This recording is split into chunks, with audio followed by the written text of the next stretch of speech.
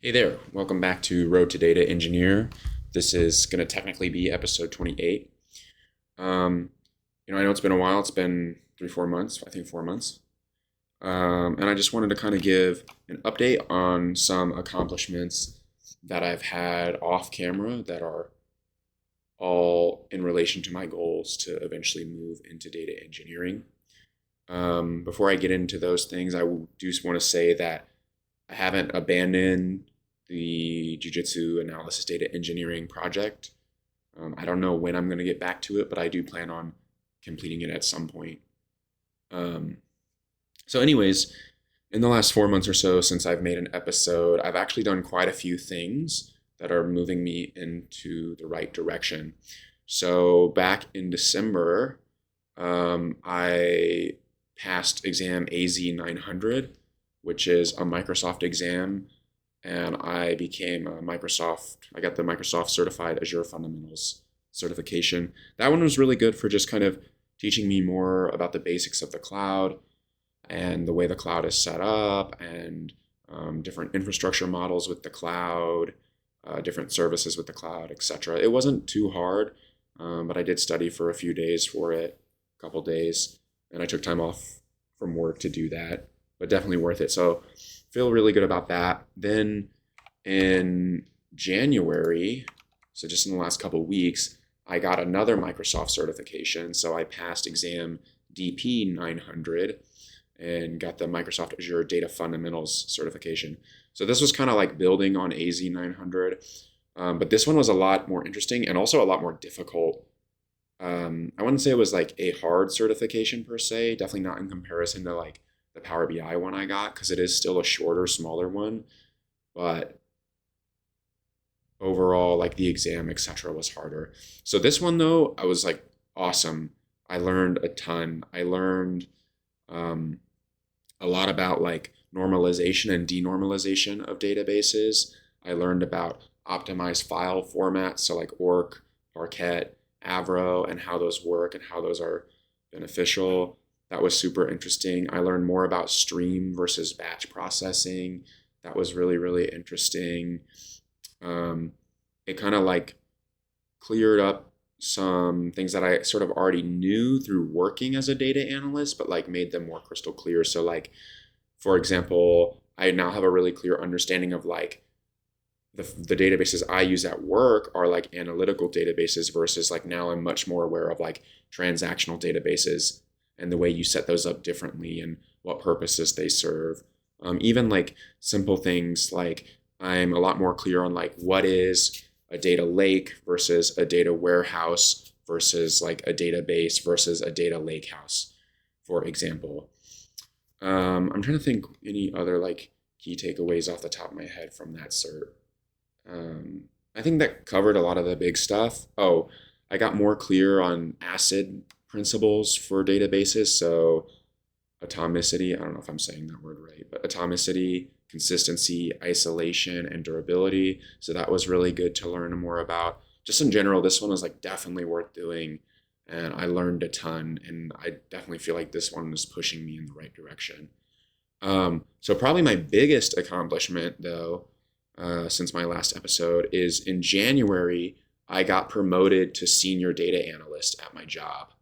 And just for context, I've only been working in like a kind of software related role for roughly 3 years. So I worked in warehousing software for a year and a half, and then I became a data analyst. And then I was a data analyst for a year and 9 months before getting promoted to senior data analyst. So for me, I really feel like my trajectory is going up and up and up. And making senior analyst in less than 2 years felt really good. So I think that's a good sign that I'm on the right trajectory. Some other kind of smaller things that I've either already accomplished or am in the process of doing. I've been reading this book, Designing Data Intensive Applications.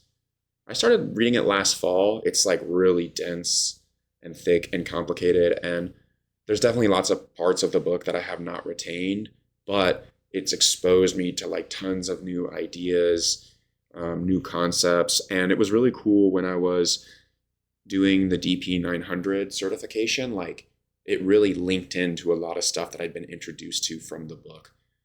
I would say like the parts of the book that I've enjoyed the most or found the most interesting is when it goes over different replication types. So like leadered replication, single leader, multi-leader, leaderless replication. So that was really, really interesting. I love that section of the book. So this book I'm almost finished with. I'm on the last chapter. So when I finish that, probably this month, probably in the next week or two, honestly, that will feel like an accomplishment just because this thing is so dense and like technical and thick. It's like basically a 500-page textbook all about, data intensive applications, right? So I'm feeling really good about that and have learned a lot from that and been exposed to a lot from that. Once I finish that, I'm planning on reading Fundamentals of Data Engineering, and I already have the copy at my house, so I'll start that probably this month. Then another thing I've been doing is I've been working through this R for Data Science book. It's 30 chapters, and I am on. Oh no, this is not the right edition. This is the first edition. Let's pull up the right edition. Second edition. Here we go. R for Data Science second edition. So it's 29 chapters, the second edition, and I'm on chapter 14, strings. So just on Friday, I finished chapter 13. So this is like, has been really good in the sense that like, I'm learning, probably the biggest things that I've gotten from the book is like, I'm learning like, how do I use visualizations to discover insights that are hard to discover from just looking at like raw data or doing like raw data cleaning, manipulation, etc. So I've been really like trying to put that into practice in my actual job. It's taught me like lots of new stuff in R that I didn't know. For example, like before this, I primarily used data.table, and this book mostly uses dplyr. So I'm like pretty good in dplyr now. I've learned a lot about ggplot too, which is the main package for plotting in R. So this book has been great. It's really like boosting my R skills, but more importantly, like boosting my analysis and data science skills. And I'm really starting to see that pay off at work. So super excited to keep going through this book. Would totally recommend this if you're an R user and you're trying to get better at data analysis, data science, data cleaning, et cetera, et cetera. The other thing this book has been actually really good about is just like teaching me more about like, how should I format my projects? How should I format my code? This, where is it? This workflow basics chapter, it's like super short, but like really changed the game a lot for me. So just some stuff in that has just like really made all my coding better. Another thing I've been working through is this crash course for computer science video series. So right now, I just watched episode 26 yesterday.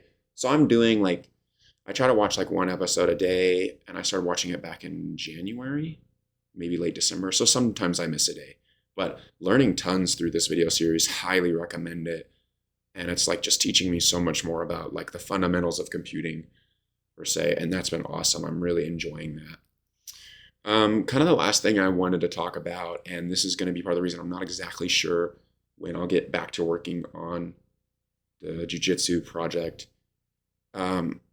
Over the holidays, I thought really long and hard about it, and I'm sure I mentioned this in the first episode, but I never actually finished a bachelor's degree. I only got an associate's degree for a whole host of reasons. It's complicated. But the short of it is like I've been struggling for many years now, or a few years now, on whether or not I should finish my degree, and I've decided that I am going to finish my computer science degree. So that's probably like the biggest thing that's changing for me. So I've already applied to several schools, and I'm hoping to be in classes either the summer, or actually one school has a spring semester that I still might be able to make it into. So I'm super excited about that. I'm really going to do my absolute best to like crush it in school. And more importantly than like just get good grades, to really learn a lot. Like every month I get more passionate about data. I get more passionate about computing and more passionate about software. And like, I'm just so excited to further grow my skills while also like finally checking this box of having a degree that I've been putting off for so long, and like proving to myself that I can do it. Um, so yeah, there's lots of things on the horizon, lots of things I'm currently working on, and there's a few things that I accomplished since I made my last video. So I don't know when the next video will be, but there will be another video eventually.